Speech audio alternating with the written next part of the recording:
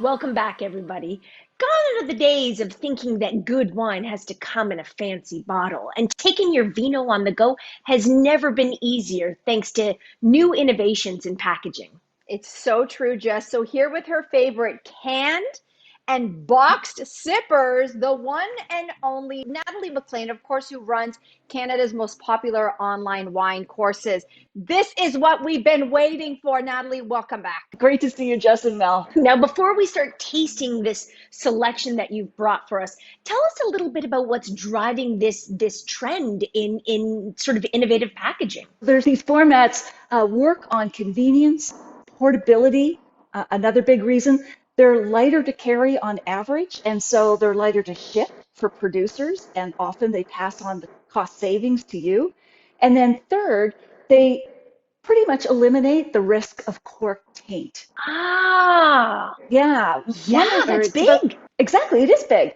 So 3 to 5% of glass bottles closed with cork are corked. So they're faulty. They taste like a musty attic. You're not going to get that with any of these. So we are going to start with the Tetra Pak, which all I associate with is, juice boxes in elementary school, but we have grown. So let's start with that. And why is this packaging a great option? Tetra Paks, essentially what they are is paper and cardboard glued to aluminum foil, and often they're closed with a plastic cap.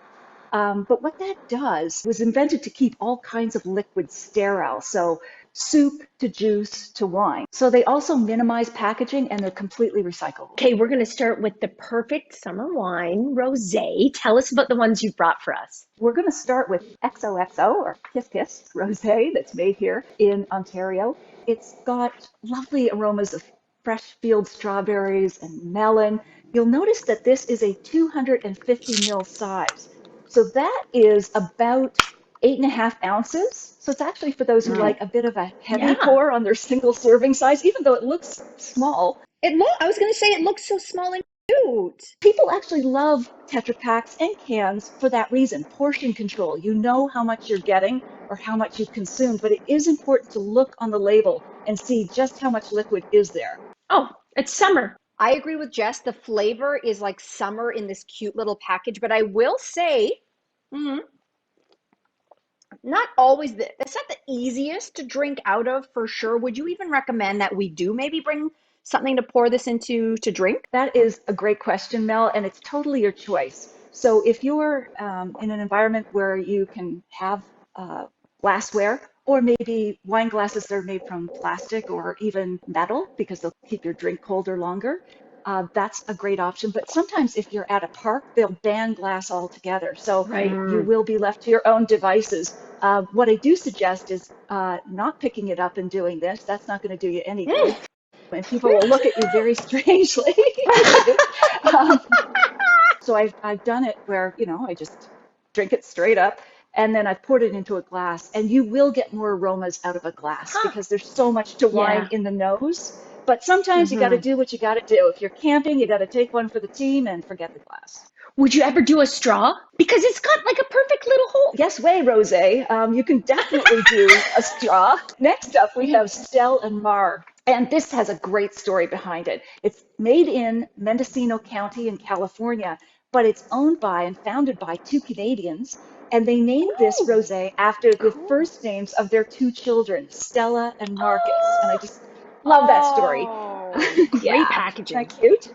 It is great packaging, but again, look carefully at how much you're getting. This is a 500 ml, right? So it's double of what we did for the first one.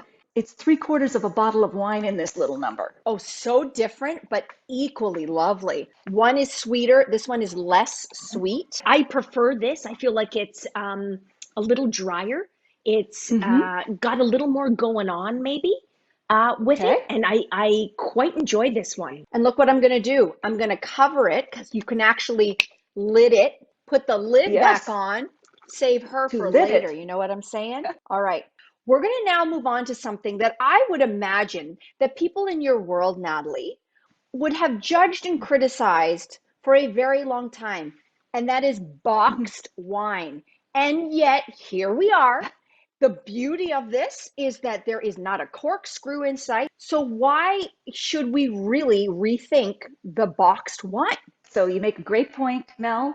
Bag and box used to have a nasty little reputation, but it's come a long way because right now what's driving the category growth are premium boxed wines like these. And so they're changing consumer perceptions. This is the best way to preserve open wine because as you pour wine from le spigot or the spigot right here, Yeah. what's happening is that as the wine leaves the bag, it creates an airtight seal. So this wine, once open, can stay fresh for up to 6 weeks. Holy! So if you still have serious hangups about this, just visually, what you can do is you can pour the wine into a decanter so that these aren't on the table and no one needs to know what happens in the kitchen stays in the kitchen. There you go. Natalie, Boom. that's such a great idea.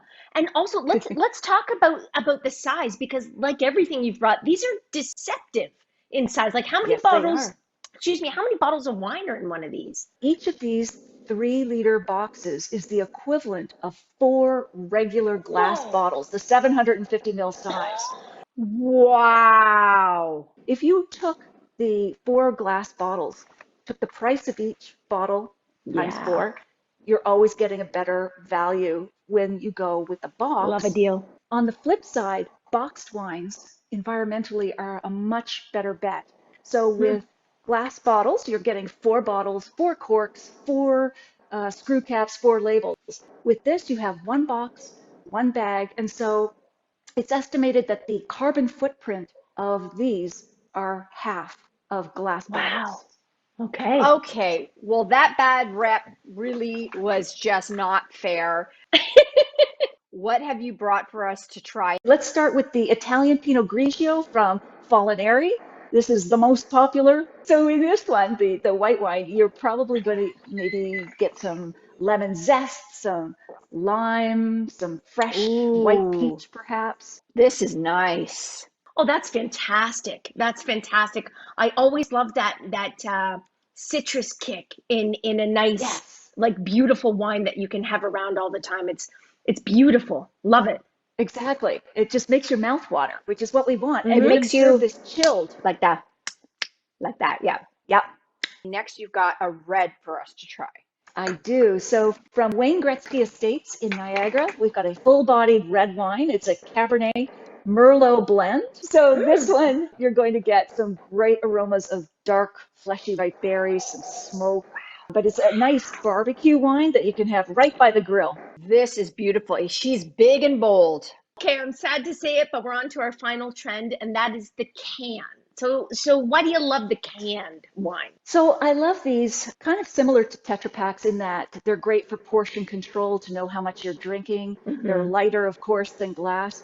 But these canned wines have a couple of advantages over Tetra Paks. And the first is that the metal of the can keeps your wine colder longer than Tetra Paks, Ooh. which is great for refreshment, especially if you're out there in the sun.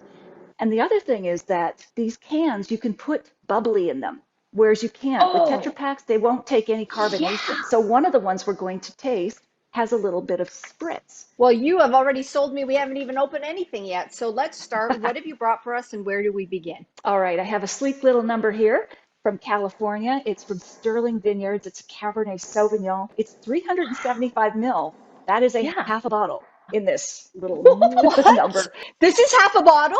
Yeah. This is half a bottle. Yeah, exactly. So But funny to think. so that's the advantage because it's so light. You could pack it easily. It's not going to weigh down. Mm. I can't get over, I'm not going to lie. It's a bit of a mental thing. I think we're Yes. going to have to get over. What's at the end is worth it, but the Oh, yeah. experience is really different. I'm not going to lie. It's like a walk through a forest floor and then finding a beautiful baked pie, and all of those things just come together, and you're incredibly happy. That's really strange, Jess, but okay, let's go with that. This next can, it does have some sprit. And not only that, it's off dry. So it has honeydew and melon and peach. This is it for me. This is the one. Excellent. This is like a perfect picnic sort of package. Ooh, I just did alliteration. Natalie, you always educate us when you are here, but I gotta say personally, this is the one that has blown my mind. Thank you so much for bringing all of these amazing tastes to us and to everybody else watching. Of course, enjoy responsibly and cheers. We'll be right back.